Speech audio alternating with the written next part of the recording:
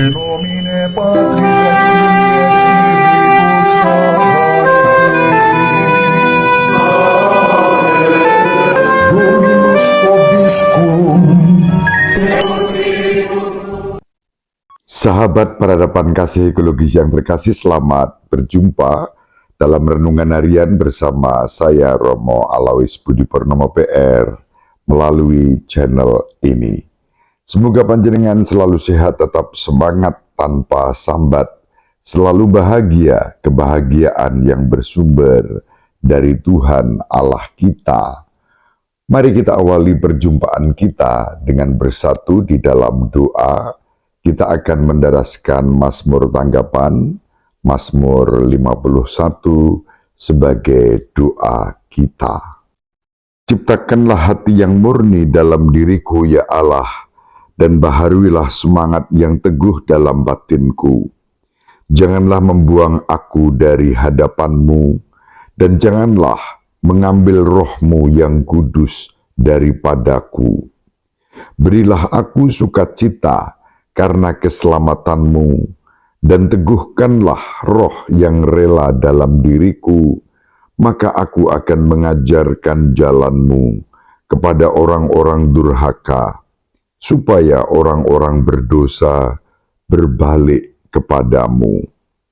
Lepaskanlah aku dari utang darah, ya Allah, penyelamatku. Ya Allah, Allah penyelamatku, maka lidahku akan memasyurkan keadilan-Mu.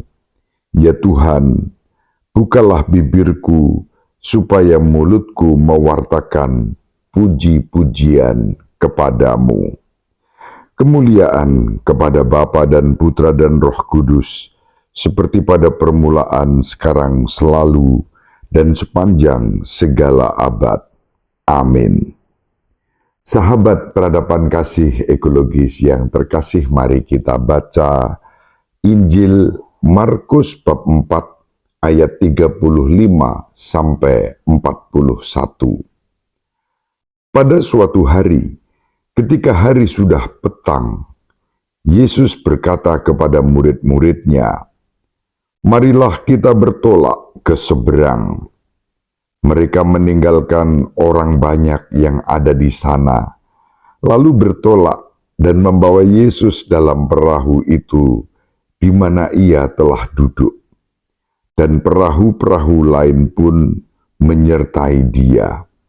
Lalu mengamuklah topan yang sangat dahsyat, dan ombak menyembur masuk ke dalam perahu, sehingga perahu itu mulai penuh dengan air. Pada waktu itu Yesus sedang tidur di buritan di sebuah tilam.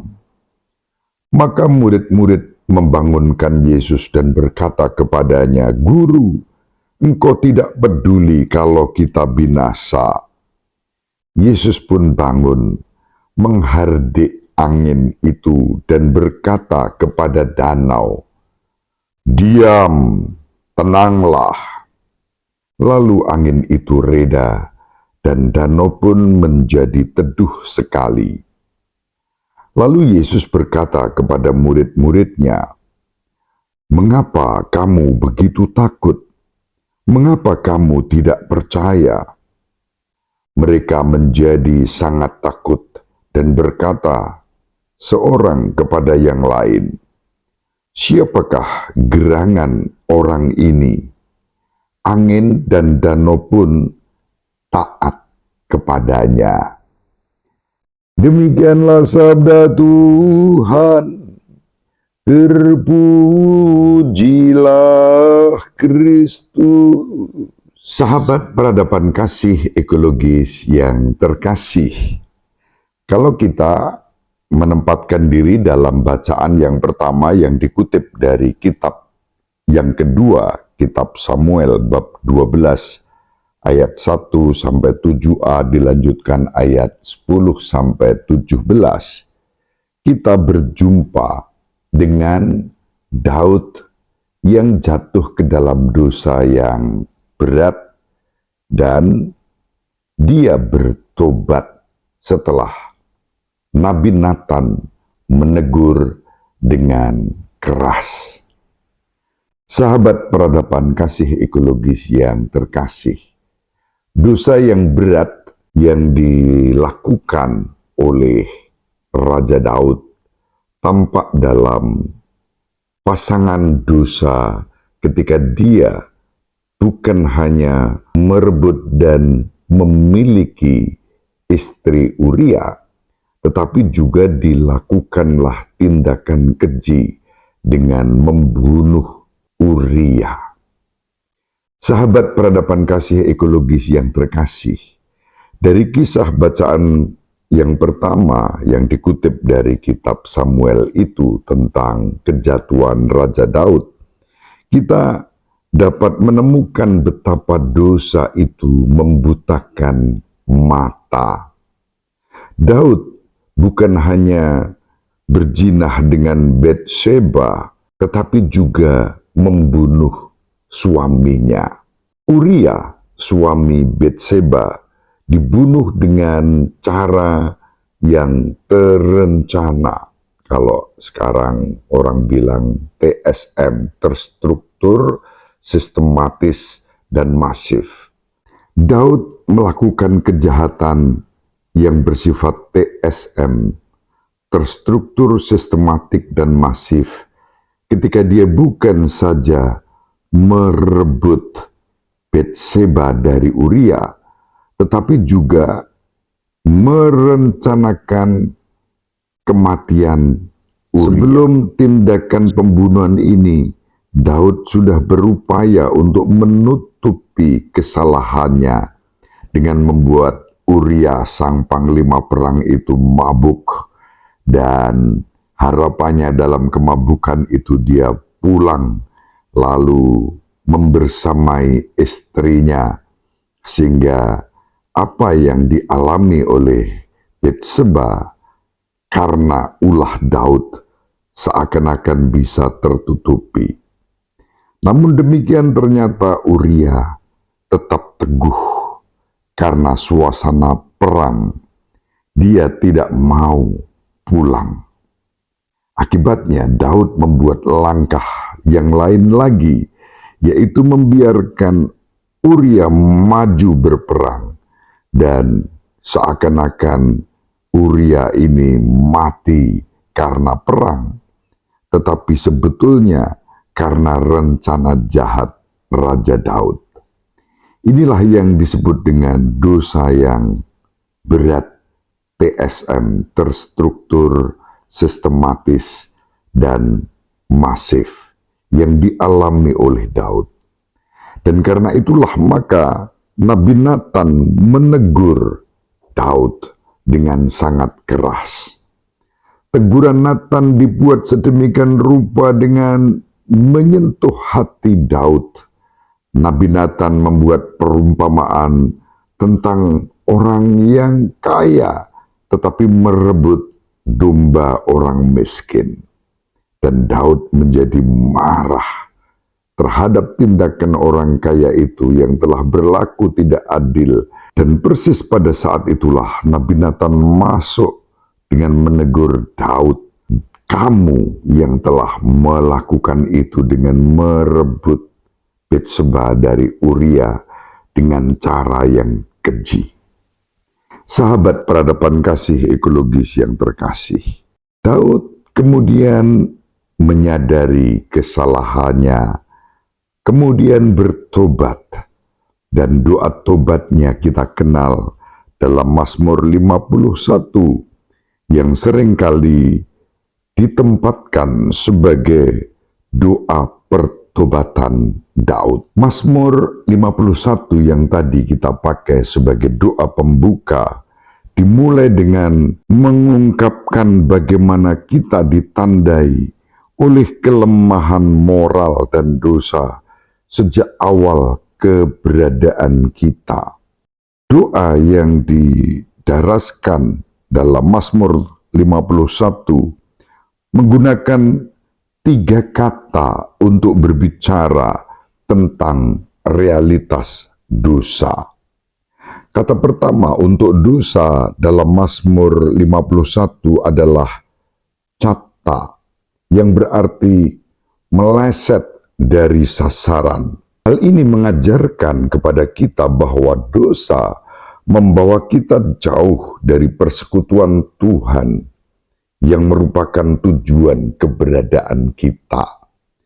Dosa telah memelencengkan, meleset dari sasaran utama, yakni tujuan kita yang tidak lain adalah Tuhan.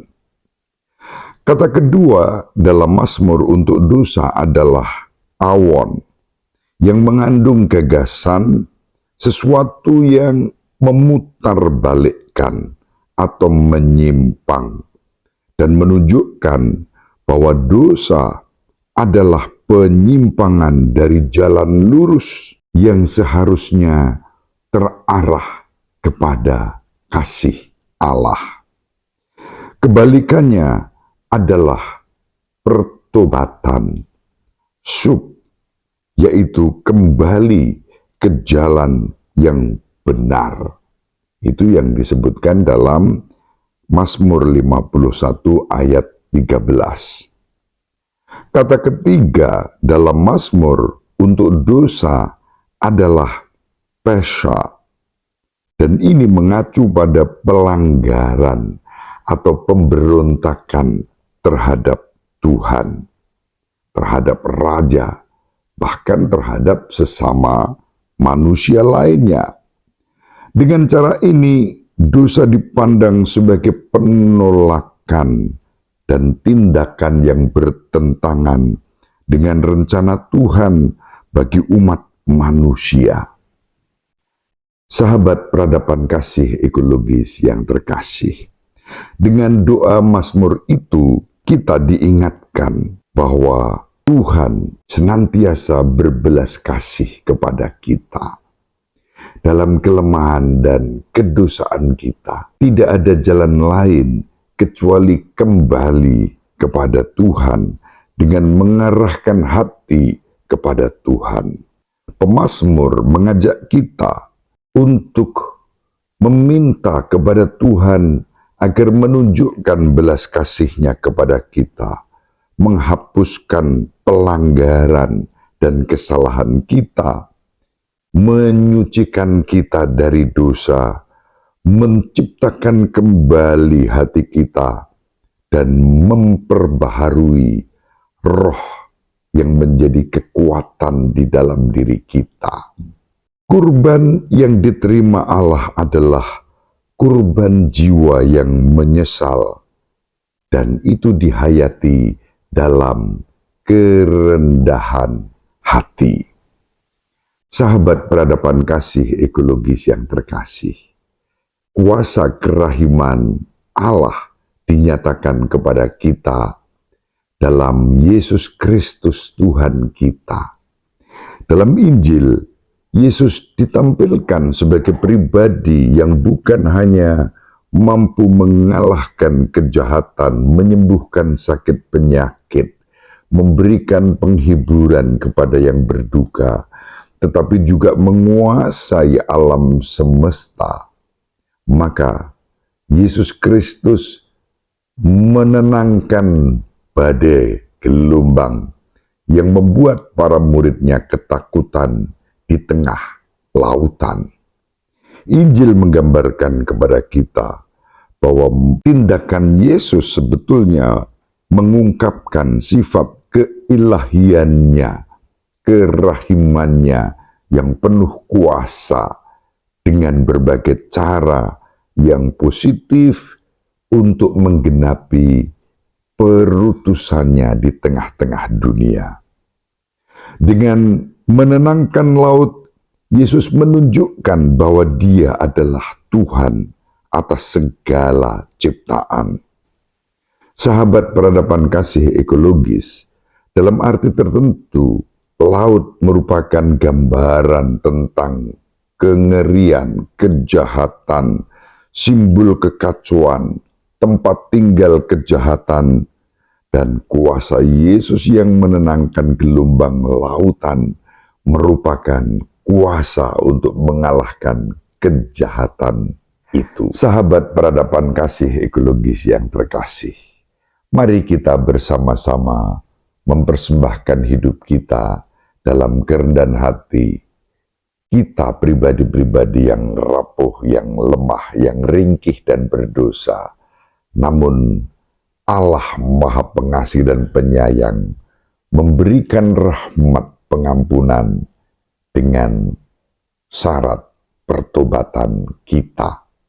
Semoga iman kita kepada Kristus semakin bertumbuh, berkembang, dan berbuah karena penyerahan kita, kerendahan hati, pertobatan yang terus-menerus kita persembahkan kepada Allah. Kita mohon juga semoga Kristus sendiri yang berkenan menghentikan dan menenangkan gelombang badai dalam lautan kehidupan kita.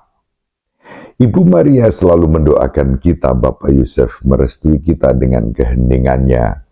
Semoga panjenengan semua sahabat peradaban kasih ekologis yang terkasih bersama seluruh anggota keluarga dimanapun berada, dibimbing, dilindungi, dan diberkati oleh Allah yang Maha Kuasa, Bapa dan Putra dan Roh Kudus.